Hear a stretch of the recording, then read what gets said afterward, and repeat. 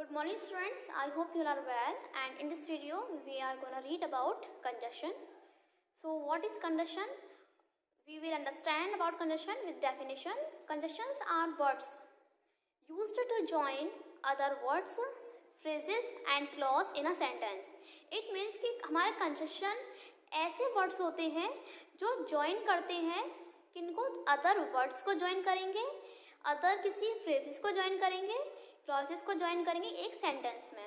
Okay यानी कि दो सेंटेंस को जोड़ने वाले शब्द जो होंगे वो हमारे कंजंक्शन कहलाते हैं, या दो वर्ड्स को जो ज्वाइन करेंगे वो कंजंक्शन होंगे, या फिर दो फ्रेजेस को ज्वाइन करने वाले जो वर्ड्स हैं हमारे क्या होते हैं, conjunction. Now come on types of conjunction. So there are 3 types of conjunction. First coordinate conjunction, second correlated conjunction and third subordinating conjunction. Okay, so firstly we will read about coordinating conjunction. What is coordinating conjunction? Join two independent clause. जो हमारे coordinating conjunction है ये join करते हैं तो independent clause को, या फिर main clause जिसे हम बोल सकते हैं. अब clauses क्या थे? Clauses हमारे 2 टाइप्स की होती हैं. First main clause and second आपका सबऑर्डिनेटिंग क्लॉज. तो मेन क्लॉज क्या होता है कि ऐसा क्लॉज जो अपने आप में कंप्लीट होता है, जो अपना एक कंप्लीट सेंस देता है. ठीक है, उसको कंप्लीट होने के लिए किसी अदर क्लॉज की ज़रूरत नहीं पड़ती. तो इंडिपेंडेंट दो अलग अलग सेंटेंस हैं जिनका अपना अपना एक मीनिंग है. तो उन दो सेंटेंस को जब हम जोड़ेंगे और जिस वर्ड्स के थ्रू जोड़ेंगे तो वही हमारे वर्ड्स कंजंक्शन तो होंगे, लेकिन वो कौन सा कंजंक्शन हो जाएगा, हमारा कोरिलेटिंग कंजंक्शन हो जाएगा. तो हमारा क्या होगा, correlating conjunction. Okay, these are, ये हमारे क्या होते हैं, जैसे एंड है, बट, और, येट, सो एंड फार तो सॉरी फॉर है. तो ये सब हमारे क्या है, कोऑर्डिनेटिंग कंजंक्शन है. Okay, for example he is poor. ठीक है, ये अपने आप में एक मेन क्लॉज है. इसका एक मीनिंग है कि ही इज़ पुअर. ओके ठीक है, ये एक सेंटेंस है कि वह गरीब है. सेकंड सेंटेंस क्या, he has a kind heart, कि उसका जो दिल है वो दयालु है या वो बहुत दयालु है. तो ये दोनों ही अपने आप में एक मेन क्लॉज हैं, अपना अपना एक मीनिंग रखते हैं. ठीक है, मेन क्लॉज हो गए, इंडिपेंडेंट क्लॉज हो गए. अब इन इंडिपेंडेंट क्लॉज को जो हमारा ये वर्ड ज्वाइन कर रहा है बट, तो यही बट हमारा क्या हो जाएगा, कंजंक्शन है. बट कौन सा कंजंक्शन है, coordinating conjunction. Same next, he was ill, वह क्या है, बीमार था. सो इसीलिए ही डिड नॉट कम. तो ही वाज इल, वह बीमार था, एक इंडिपेंडेंट क्लॉज हो गया. सेकंड है ही डिड नॉट कम, वह नहीं आया. It is also an independent clause. दोनों ही इंडिपेंडेंट क्लॉज हैं. तो इंडिपेंडेंट क्लॉज को यानी कि ऐसे सेंटेंस बोल सकते हो जो अपने आप में कंप्लीट मीनिंग रखते हो, उनको जो हमारे वर्ड्स ज्वाइन करेंगे वो हमारा कंजंक्शन होगा, और कंजंक्शन में भी कोऑर्डिनेटिंग कंजंक्शन होगा. ठीक है, तो सो मतलब इसीलिए, इसका हिंदी मीनिंग इसीलिए होता है. तो ये हमारा क्या हो जाएगा, coordinating conjunction. Okay, and now we will read about uses of some coordinating conjunction like and, but, or, so and for. Okay, so first and. so and हमारा क्या होता है, and we will use and. हम and को किस condition में use करेंगे, when जब आपके दो सेंटेंस हैं या फ्रेजेस हैं या फिर क्लॉजेस हैं. ठीक है, दोनों ही अपना कोई एक मीनिंग रखते हो. Example, your brother came here, तुम्हारा भाई यहाँ आया, and he met me, and वो मुझसे मिला. ठीक है, तो यहाँ पर ये अपने आप में एक मेन क्लॉज है. एंड ही मेट मी, ये भी हमारा अपने आप में एक मेन क्लॉज है. तो इनको ज्वाइन करने वाला जो वर्ड हमारा एंड है वो हमारा क्या हो गया, कोऑर्डिनेटिंग कंजंक्शन. नेक्स्ट यूज है बट. तो व्हाट का हम यूज़ करते हैं कॉन्ट्रास्ट की कंडीशन में, मतलब विरोध की कंडीशन में. For example, we are all taught that honesty is the best policy. हम सब ने ये पढ़ा है कि honesty is the best policy, यानी कि ईमानदारी एक अच्छी नीति है. बट अब इसका एक कॉन्ट्रास्ट यूज़ हो गया, यानी कि एक विरोध है. क्या है, the word practices quite the opposite. But जो संसार में चीज़ें होती हैं वो इसकी अपोजिट है. ठीक है, एक तरीके से अपोजिट वाली कंडीशन जब यूज़ होगी तो वहाँ पर हम बट का यूज़ करते हैं. नेक्स्ट यूज ऑफ और. तो और का यूज हम करते हैं, वो करते हैं चॉइस वाली कंडीशन में. व्हेन दे आर गिवन 2 या मोर ऑप्शन, जब आपको 2 या 2 से ज़्यादा ऑप्शंस मिलेंगे तो वहाँ पर हम और का यूज़ करते हैं. जैसे आपका एग्ज़ाम में आते हैं, ऐसे आता है, या लेटर या एप्लीकेशन में से कुछ भी एक चूज़ करना होता है. ठीक है, क्वेश्चन में आपको ऑप्शन दिए जाते हैं तो वहाँ पर और का ऑप्शन होता है. तो और का मतलब ही यही है कि या तो आपको ये करना है या फिर ये करना है. ठीक है। For example you can come for the party, कि तुम पार्टी में आ सकते हो, और स्टडी एट होम, या फिर तुम घर पे स्टडी कर सकते हो। ओके, तो यहाँ पर एक चूज वाली कंडीशन है, ऑप्शन है, या तो पार्टी में आओ या फिर घर पर स्टडी करो। नेक्स्ट, सो मीन्स इसीलिए होता है, रिजल्ट के लिए हम सो का यूज़ करते हैं जब किसी चीज़ का कोई रिजल्ट निकल के आता है, कोई एक ऐसी बात हुई जिसका कोई रिजल्ट निकल के आया। For example I was not feeling well, मैं अच्छा फील नहीं कर रहा हूँ, सो इसीलिए I went to a doctor, इसीलिए मैं कहाँ गया, डॉक्टर के पास गया। ठीक है, अब रीज़न है यहाँ पर, अब यहाँ पर रिजल्ट है कि वह अच्छा फील नहीं कर रहा था, ठीक है, इसीलिए वह कहाँ गया, डॉक्टर के पास गया। वो फॉर का यूज़ हम करते हैं रीज़न के लिए, किसी कारण की वजह से, कोई कारण हुआ हो किसी चीज़ का। For example he could not cross the road without help, वह बिना हेल्प के रोड क्रॉस नहीं कर सकता। अब रीज़न क्या है ना करने का उसके, तो रीज़न की कंडीशन में हमने यूज़ किया for he was unable to see, क्योंकि वह क्या था, देखने में अनेबल है, इसी कारण, इसी रीजन से वह जो रोड है वो बिना हेल्प के क्रॉस नहीं कर सकता। Okay, now come on correlative conjunction.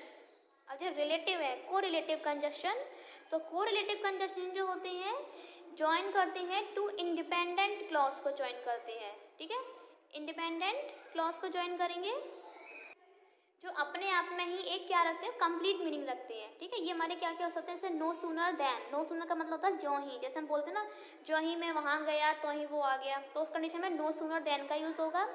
Neither और नॉर, यानी कि ना तो वह और ना ही कोई और चीज़, और आइदर और का यूज़ करते हैं, या तो ये या फिर वो।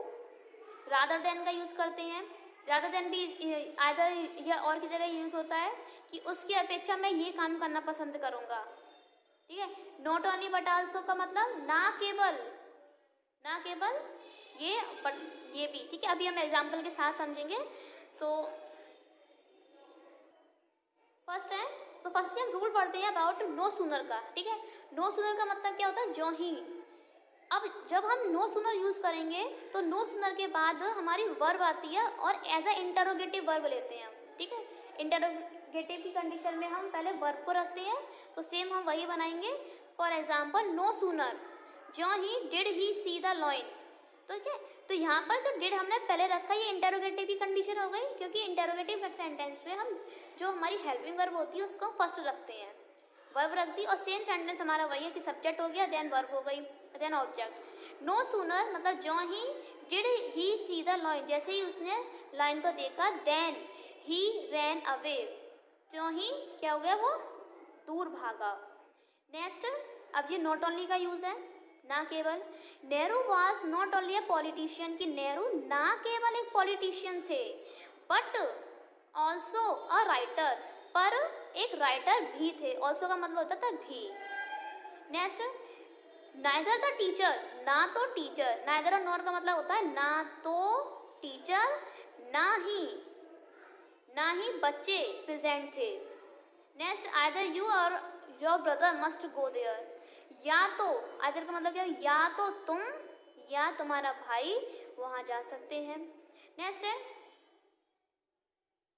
या तो तुम या तुम्हारे भाई को वहाँ जाना चाहिए। ओके, नेक्स्ट है I would rather meet people in person than talk to them over phone. तो रादर का यूज़ हम करते हैं जब हम कोई चीज़ को बेटर बताते हैं, जैसे इसने बोला है कि then talk to them over phone, यानी कि लोगों से फ़ोन पर बात करने की अपेक्षा मैं उनसे पर्सनली मिलना पसंद करूँगा। ठीक है, नेक्स्ट सबऑर्डिनेटिंग कंजक्शन। सो सबऑर्डिनेटिंग कंजक्शन क्या होते हैं, इन कंजक्शन का यूज़ हम जब करेंगे when join dependent clause to main clause, यानी कि डिपेंडेंट क्लॉज है कोई हमारा जो अपने आप में एक कंप्लीट मीनिंग नहीं रख रहा है, उसको हमें एक ऐसे सेंटेंस से जोड़ना है जिससे कि उसका सेंस कंप्लीट हो जाए, तो उस कंडीशन में हम सबऑर्डिनेटिंग कंजक्शन का यूज़ करेंगे। For example, despite not having much money. ठीक है, डिस्पाइट का मतलब होता है बावजूद, ज़्यादा पैसे ना होने के बावजूद he always try to help people in need, वह मतलब ज़्यादा पैसे नहीं है उसके बावजूद वह हमेशा कोशिश करता है कि ज़रूरतमंद लोगों की वो क्या कर सके, सहायता करे। Okay, so here despite not having much money ज़्यादा पैसे ना होने के बावजूद, तो ये एक हमारा क्या हो गया, डिपेंडेंट क्लॉज हो गया, एक डिपेंड है। हम मैंने बोला despite not having much money, कि ज़्यादा पैसे ना होने के बावजूद। अब आगे क्या, तो आगे इसको अपना कंप्लीट सेंस बनाने के लिए एक मेन क्लॉज की ज़रूरत पड़ेगी। तो मेन क्लॉज क्या है हमारा, he always try to help people in need, ठीक है, कि वह ज़रूरतमंद लोगों की सहायता करता है। यहाँ पर ये कॉमा जो है ना, ये भी एक तरीके से कंजक्शन के थ्रू में यूज़ किया जाता है अगर हमें कोई वर्ड यूज़ नहीं करना है। अब हमारे सबऑर्डिनेटिंग कंजक्शन में काफ़ी सारे कंजक्शन यूज़ होते हैं। सो फर्स्ट है कि टू इंडिकेट टाइम, टाइम के लिए हम किन किन कंजक्शन को यूज़ करते हैं, till, until, before, after, while, as long as soon as, since, okay. ऐसे ही सेम कंडीशन के लिए कंडीशन के लिए हम यूज़ करते हैं इफ़, यदि, अनलेस, अनलेस का मतलब क्या हो जाता है, जब तक, ये कंडीशन हो जाती है। शर्त के लिए यूज़ करते हैं हम, या हैड। एंड रीज़न के लिए हम यूज़ करते हैं, रीज़न के लिए because, as, in case, just in case, ये यूज़ होते हैं। अब इसमें आपको एसेट्रा और भी मिल सकते हैं कंजक्शन। पर्पस के लिए, किसी उद्देश्य के लिए, so that, in order that, etcetera. Consequence मतलब रिजल्ट, ठीक है, रिजल्ट के लिए सिंस, एज एंड देयरफॉर का यूज़ करते हैं। नेक्स्ट कंसेशन, कंसेशन मतलब छूट के लिए, किसी चीज़ की छूट हो, ठीक है। So we will understand this for with examples. So firstly we will read about rules. तो rule number first is saying that if is used in positive sentence, if का यूज हम पॉजिटिव सेंटेंस में करते हैं। If आपका जो है और अनलेस जो है या अनटिल है, ये हमारे यूज़ किए जाते हैं किसमें, कंडीशन वाली कंडीशन में। कंडीशन मतलब जहाँ पे शर्त हो, या तो ये करो या ये करो, यदि ऐसा होगा तो हम ऐसा करेंगे, उस कंडीशन में। तो इफ़ का यूज़ हम पॉजिटिव सेंटेंस में करेंगे, अनलेस का यूज़ हम नेगेटिव सेंटेंस में करेंगे। Let's understand with example. He, if he apologises, यदि वह माफ़ी मांगेगा, ही विल बी फॉरगिवन, उसे माफ़ कर दिया जाएगा, ओके। पॉजिटिव सेंटेंस है, we use if. But second option example, unless he apologises, जब तक वह माफ़ी नहीं मांगेगा। अब सेंटेंस में नहीं भी आ रहा है, जब तक वह माफ़ी नहीं मांगेगा, ठीक है, नहीं है, बट उस केस में भी हमने यहाँ पर नॉट का यूज़ नहीं किया है, ठीक है, क्योंकि अनलेस एक तरीके से नेगेटिव सेंस ही प्रेजेंट करता है। अनलेस ही एपोलोगाइजेज, जब तक वह माफ़ी नहीं मांगेगा, he will not be forgiven, उसे माफ़ नहीं किया जाएगा। यहाँ पर हम नॉट का यूज़ कर सकते हैं, बट इस सेंटेंस में नहीं करेंगे हम, बिकॉज यहाँ पे अनलेस सेंस ही नेगेटिव रख रहा है, okay. Next rule, because, as, since, तो इन सब का यूज़ हम करते हैं एक तरीके से रीज़न के लिए ही, बट कंडीशन क्या है कि एज और सिंस जो होता है वो हम फर्स्ट क्लॉज में यूज़ करते हैं, एंड बिकॉज का यूज़ हम करते हैं सेकंड क्लॉज को ऐड करने में। For example, as he weak, ठीक है, रीज़न है एक तरीके से कि एज ही वीक, जैसे कि वो बीमार है या वीक है, ही शुड टेक रेस्ट, तो उसे क्या लेना चाहिए, रेस्ट लेना चाहिए। Next, since he is poor, हालांकि वह गरीब है, he can not buy a cycle, क्योंकि वह गरीब है, he can not buy a cycle, तो वह क्या नहीं खरीद सकता, साइकिल नहीं खरीद सकता।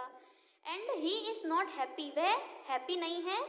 ही इज़ इन ट्रबल, क्योंकि वह परेशानी में है, इसीलिए वह हैप्पी नहीं है। तो अब यहाँ पर जो हमारा सेकंड क्लॉज है, सेकंड क्लॉज के लिए हमें यहाँ पर क्या यूज़ करा है, बिकॉज। अब ये सेंटेंस ये तो नहीं बनता ना क्योंकि वह खुश नहीं है, comma he is in trouble, sentence हमारा क्या बनेगा, वह खुश नहीं है क्योंकि वह परेशानी में है, ठीक है। तो that's why we use because, okay.